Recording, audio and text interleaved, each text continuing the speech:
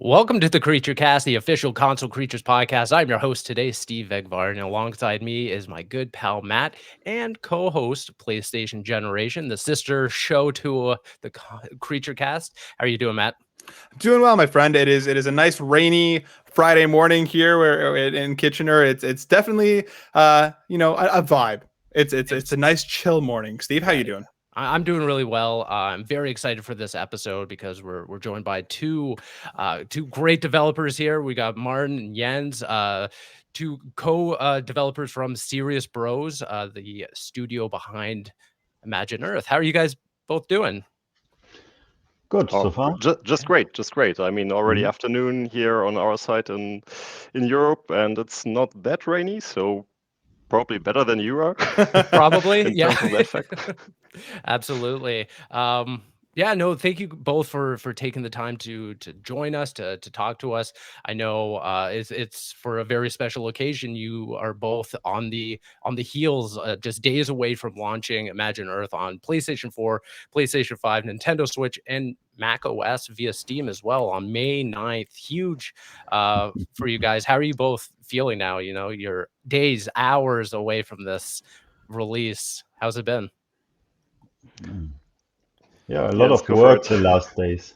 Yeah. It was a lot of work so far.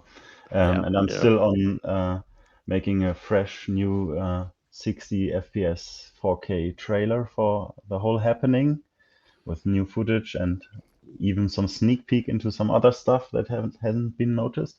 But it's yeah, maybe it's finished tomorrow and we will see it on the PlayStation YouTube channel then soon. Oh, very exciting. Mm. Very exciting. I guess just top level, just to kind of jump into it. Imagine Earth is a city builder, but it has a unique twist to it where, you know, instead of basing it around, you know, Earth itself, or in the far flung reaches of space, it has this very sci-fi element to it. But at the same time, it really does kind of entrench itself into climate change and sustainability, stuff like that. Just from a top level perspective, asking both of you guys, what is kind of like the elevator pitch on Imagine Earth for people who don't know? Yeah, maybe in a few sentences to put it, it's your possibility, this game, to build your own global civilization on other planets, and yeah, the challenge is to try to be growing and profitable, but at the same time, in a way, sustainable. Don't wreck the planet while doing that, basically. Yeah. So it's a playground to give you your own planet to try and see what happens. I'm curious because I feel that the sustainability angle here is very unique in the genre, and a way that you handle it with a multitude of different ways that things can play out and happen on each planet, depending on your economic decisions and the way that everything plays out.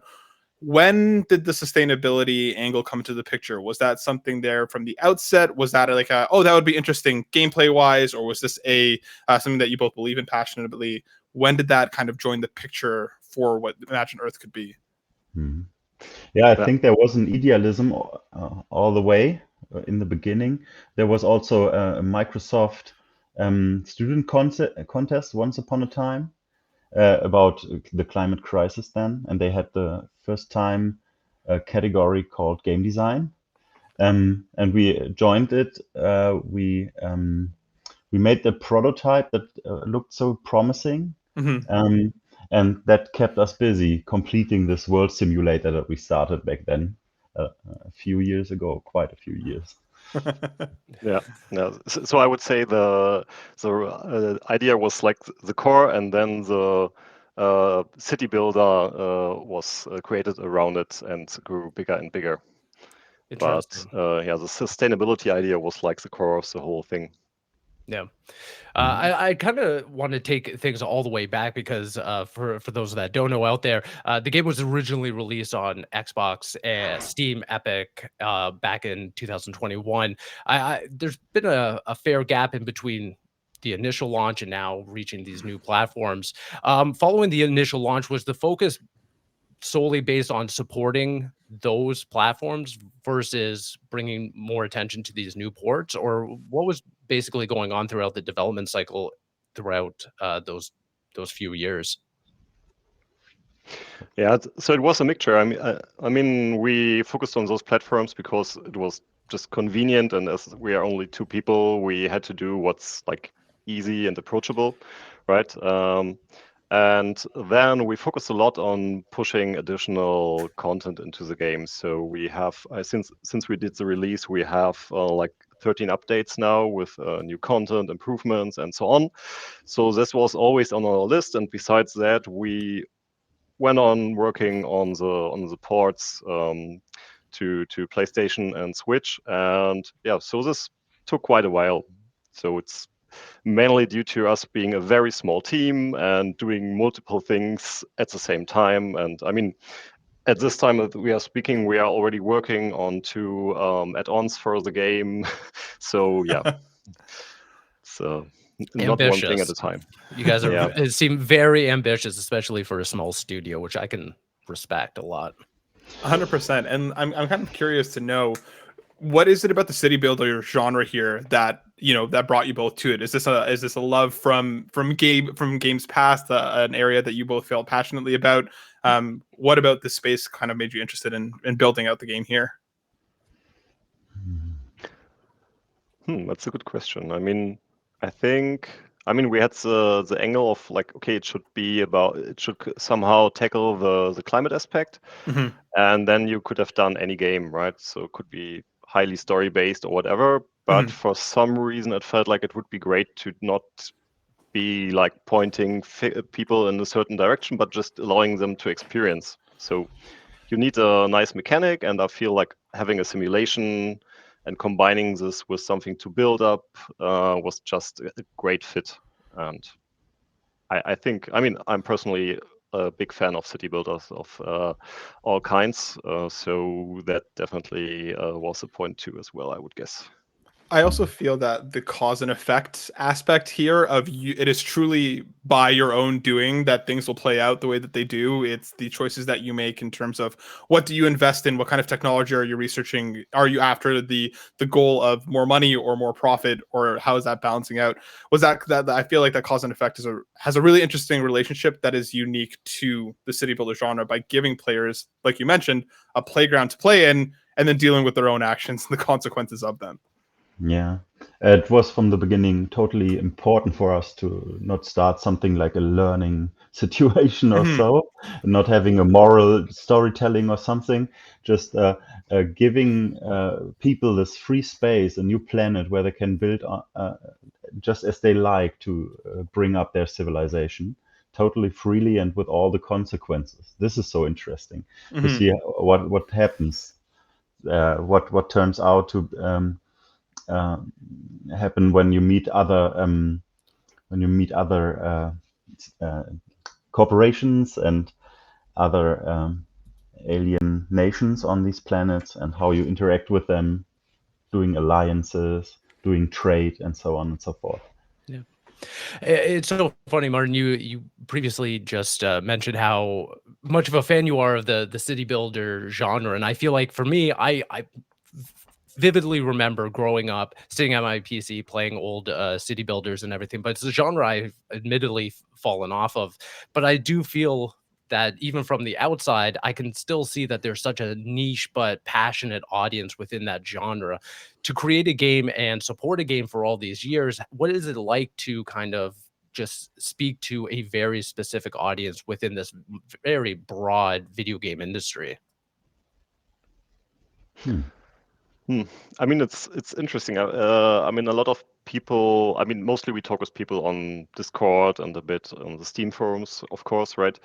And I feel that most people that contact us or that get in contact with us are quite passionate. I mean, they invest a lot of time into the game, right? So they try around, experiment, and then they come to you and say like, did you notice when you do this and that, it doesn't match? There's something going wrong, and you're like, okay. There's some complexity here. And yeah, I feel that's kind of a pattern that happens a lot with people that like this genre. But our focus was not to only address those people, but also address people that are prefer to have it a bit more casual, right? Because I know, I mean, if you play Civ or so, it takes hundreds of hours if you really want to do it. And for me, that's definitely not an option anymore. I mean, with kids, family, and so on, that's just out of the scope. So I always wanted to make sure that we have a game that can be played in much shorter time, so and still be a great experience. I also feel that the campaign really helps ease new players into it. Like, it doesn't kind of kick you in the teeth right when you start. It very much is like, here's a couple achievable things that you can do and builds upon that. Was that accessibility angle coming into the campaign always, a part of the design? Because for someone like myself, similarly to Steve, who grew up on them, fell off for a long time, and now I'm trying to make my way back in, I felt the ease in process was very accessible and made me feel like, okay, I do know what I'm doing. I understand what it is I need to do here. It wasn't just immediately overwhelming. Yeah, especially for me, I'm more coming from RTS games and narrative games. So I had my great joy and fun creating this own world for me. But I also needed that for myself. Getting into a game like that, taking a whole story-based campaign, just concentrating on getting you into all the systems that are smoothly unfolding. So in the beginning, we had many saying, "Oh, this looks like a mobile game, even." But that only is talk about how nicely we broke down the complications and the complexity of our system, actually. So. Well, I find that so interesting because to me, city builders and even RTSs to a certain extent always felt like they belong at home on PC just because of the robust control schemes and how complex they can be. Going all the way back to when you guys were first developing Imagine Earth and then bringing it to Xbox, what were the sort of hurdles that were you discovered in bringing a control scheme like that, but then instilling it and distilling it to a controller? Oh yeah, has been quite a journey, I would say. I mean, when we created the original concept, it was already supposed to be accessible on Xbox as well. So this was like very good for us for the design because we had this in mind from the start of the game. I mean, we neglected it for quite some time then, just in favor of the Steam version and just getting it done. But it was a core of the UI concept, so that was good and that helped us a lot. But still, I don't know. I mean, I'm not sure how many iterations we did on this, and when we thought it's perfect, then we did it again, and so yeah, it has been quite a journey. And I mean, looking at other games, I mean, especially city builders and RTS that are on consoles, I'm pretty happy with the result. I mean, I definitely like to play it with the gamepad, and I feel like although I'm used to playing it with a mouse, after like a few seconds, 2 minutes, I don't notice it anymore. So. Yeah, because I have found that it can be a mixed bag on console where you find some RTS that feel really good and then feel others that feel a little too complex or too over encumbered just in terms of everything it's trying to give the player. But I found that Imagine Earth, just from the hours that I put into it, I've been pleasantly surprised by how easy, like Matt was saying earlier, that onboarding process is and just getting acclimated to the control scheme. That's good to hear. I mean, it's always a bit tricky to get feedback on the console part, so that's really good to hear. Just as a quick aside as well, was there any kind of hurdles or kind of worries even to bring that then to Switch, which then is a handheld? Like, were you guys worried about like how it would feel in player's hand versus like a controller? Because there are some like ergonomic differences, stuff like that. Was that ever something on your mind? Actually, we were at Xbox first, and then we had 3 years of perfectionizing the controls and reinventing it over and over again to really round up everything. And I think now it's quite as comfortable to control on Switch PlayStation, on consoles in general, like it is with the mouse, actually. So it worked out in a way that was a lot of work, really, but it's same good now. It's just an opinion what you like more, the playing style, right? Yeah, although I have to say that, I mean, on Switch, the display is a bit smaller, so we had to make sure that all UI elements really match this. So we definitely had some stuff to do in terms of, like, I don't know, font size and so on, just to make sure that everything works out. But yeah, beside that, I think it really works great.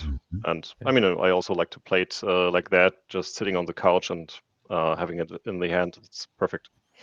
Something that I really enjoy about the game is also the art style. Like, I feel like I'm looking at like a toy box diorama in a way that just makes me feel like I understand how all of these elements come together. Was that, like, coming up on the art style and the way that the game looks, was that always part of the kind of vision for it, against going something like hyper realistic to looking at something that it is joyful to look at? It's bright, it's colorful. Can you tell me a little bit about what that process came together like? Yeah, it also adds to this kind of casualty that I wanted to give our city builder candidate, like letting the way or the screen where you choose the factions.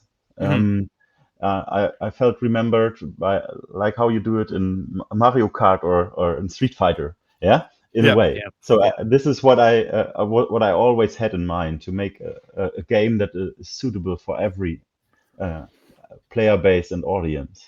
So, and this is kind of the try to make this happen, to make it in a way also for youngsters on consoles or everyone around, like on super invested veterans on PCs. I don't know, getting them all together and having this world experience. That was the idea behind the design. So. I mean, it also helped with how it aged, right? I mean, as rightly said, it's been quite some days since the release, but I mean, we still hear a lot that people like how it looks like, and I think that's definitely due to the art style that Jens chose for the game. Yeah. Was it inspired by anything in particular, like outside of just like previous games or anything like that? Was there like a point of sci-fi where you picked up and you're like, oh, that color palette or that ship design or whatever? Ship design, exactly. Was that ever inspired by anything else that exists in media? Maybe the clunkiness, how these buildings are sci-fi in a way. Yeah. Maybe this was inspired from me loving Command and Conquer and similar similar titles in a way. Yeah. Awesome. Maybe it reminds ourselves to other builders like Anno or something, the futuristic ones. Then. Right. Yeah. I mean. Sorry, please. Adding small details to the world, right? Like animals and so on. I mean, you have this in games like Settlers and so on. There's just something happening in the world, and that's has also been important. Took us quite a while to add that, but we finally got there. Yeah. Well, I think it definitely helps make the worlds feel alive. You see the little ships moving across. It looks like there's something constantly happening in front of you, regardless of what you're doing. The world feels alive, which I think really added to it. And it makes it a really cool experience to just watch for a minute while you're waiting for counters to run down or while things are happening. It's just like, this is the world. I've created this. This is what I've worked on, and it feels alive. So kudos to you both, because I think you've nailed that. Thanks. One thing that stood out to me when I first saw the press release of the news that the game was coming to different platforms was the inclusion of macOS via Steam.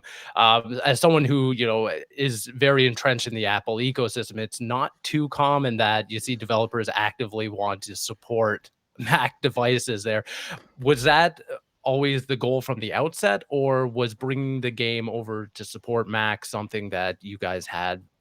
Because of the audience, was there like demand for it? We just met some people from the industry with voices about this being a real player base now. So not very big, but what we want in general, I had the feeling I want this title to be accessible to everyone in a way, and so it's been half a year maybe. Then we added Linux finally, and now also Mac.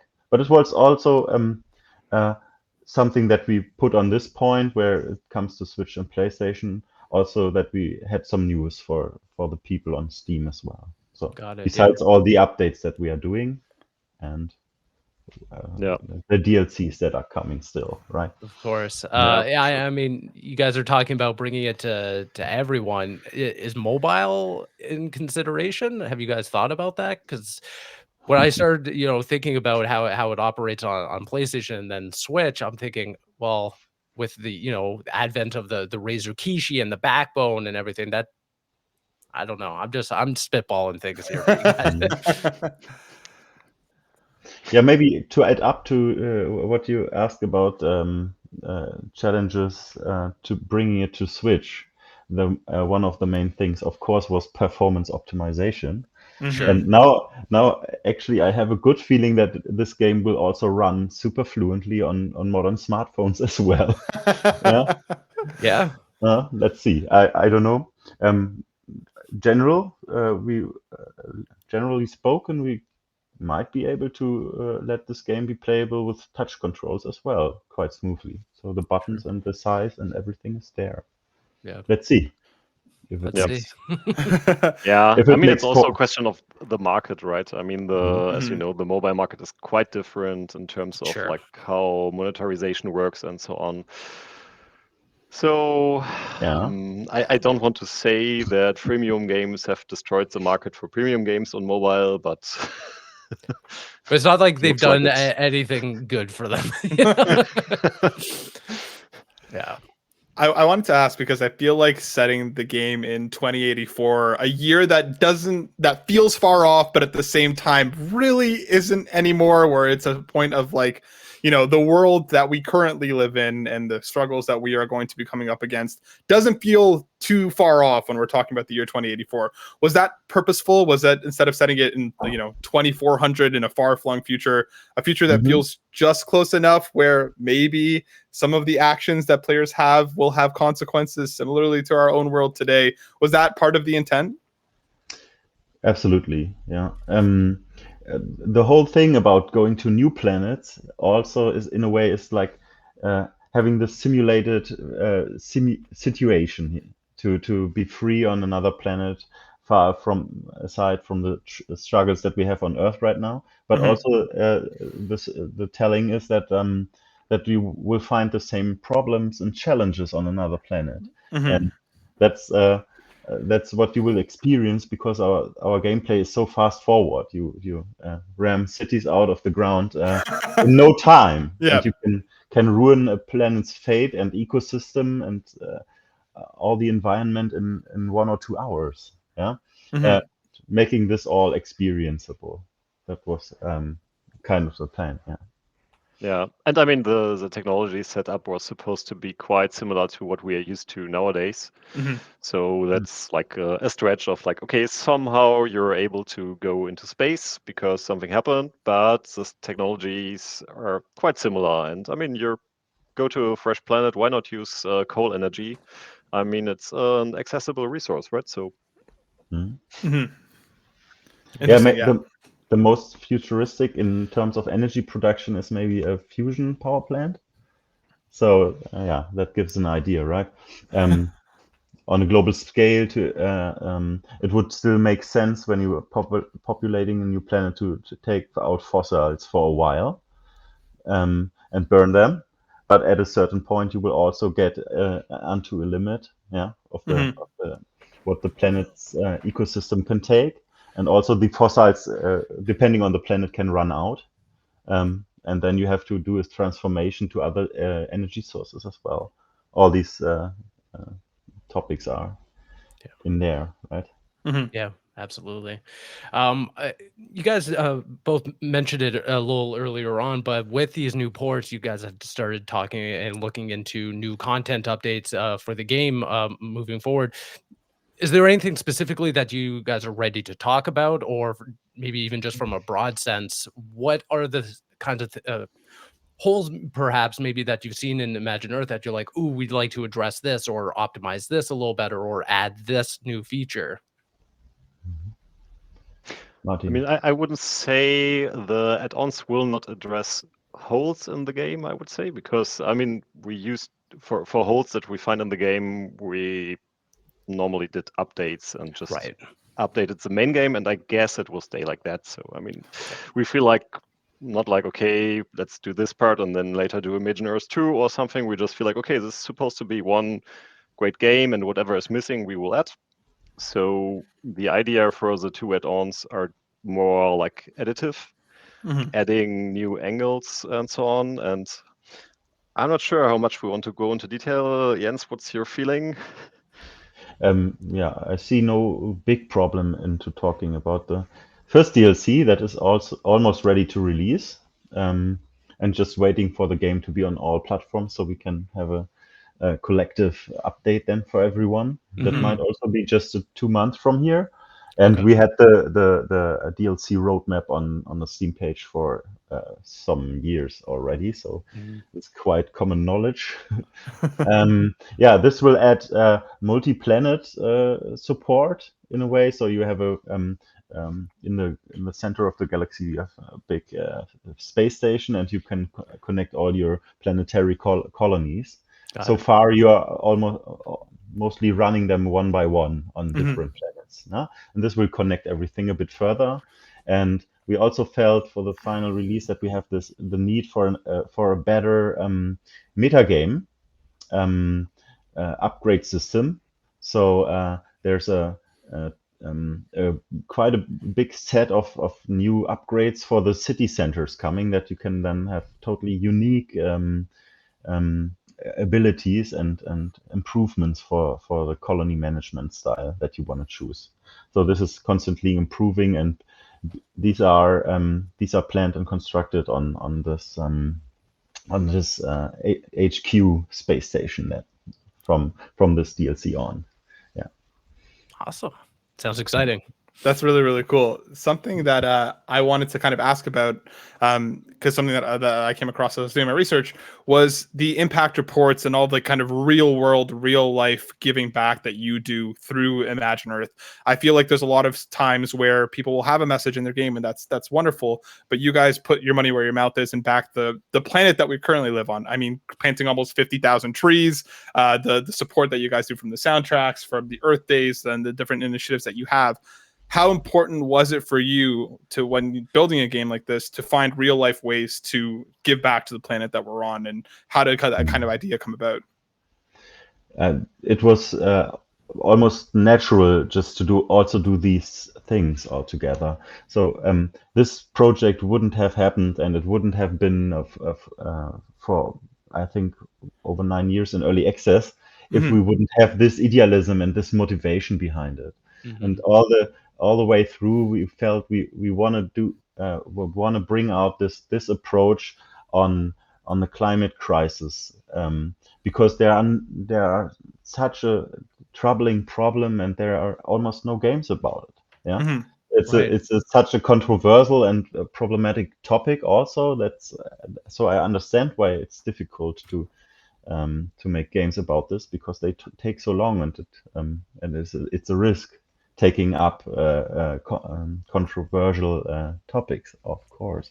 But we had the feeling that our prototype, this way of telling the planetary story, is unique, and so we kept on to it. This is hopefully answers the question. I lost. Yeah, no, it totally did. I mean, we're just in 2024 in the year. I mean, 10 years now that Serious Bros has been a studio. It's pretty exciting to see a studio like flourish like that. Have you thought, like, are there any plans to expand from here? I know you guys take a lot on both of your backs to develop and basically engineer everything top to bottom. But is there room for any more Serious Bros in the Serious Bros family, or are you guys kind of happy just being able to bounce off each other? Actually, I think it's now very, very important to get this project done. It's Yeah. for me. It's almost not. Do not feel able to surpass this horizon. But let's see what comes out of it, Martin. Sorry. Yeah, I mean, I think what we can say is that we always wanted to stay small and independent. I mean, we had a lot of points in time over the last years where we were considering just having a publisher and stuff like that.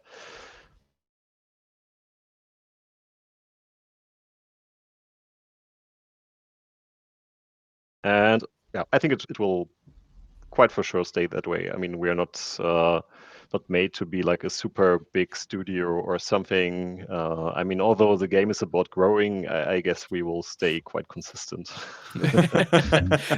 Hey, there's absolutely nothing wrong with that. I've seen there's so many developers are thrive within that kind of small independent space, and I think you guys are doing the exact same. Yeah, I could also imagine myself doing such a project with a few guys around me who can help me out with the vision, doing all this work, not myself. It would be super interesting and exciting, but maybe we wouldn't be doing such a project again just with the two of us. So Sure. Yeah, that's for sure. I mean, has been quite a while. Yeah, a lot of learning. I can only imagine.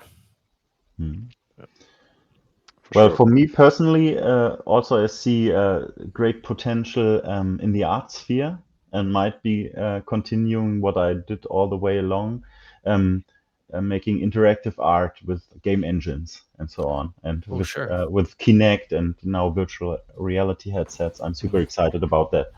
There might be stuff happening into that direction. Yeah, For example. very cool. Matt, did you have anything else that you wanted to cover? That was everything I had on my plate. That was everything. Yeah, I guess just to kind of reiterate, Imagine Earth available now on Steam, Xbox, Epic Games, but coming to PlayStation, Nintendo Switch, and then also Mac OS May 9th. Martin, Jens, thank you both for taking the time to speak to us. Very excited for more players to jump in and kind of experience Imagine Earth. As we close things out, where's the best place for people to connect with you guys, connect with the studio, and just kind of join in the community of Imagine Earth? No, definitely join our Discord. I mean, I guess you have something like show notes or so. We can join a link so that anyone who's interested can just join us on Discord. Amazing. Yeah. Again, thank you all for tuning into this episode. It's been an absolute blast speaking to you both. But yeah, until next time, we'll see you. Bye. Yeah. Thanks for having us. Thanks for having us. Thank you. Bye. Bye.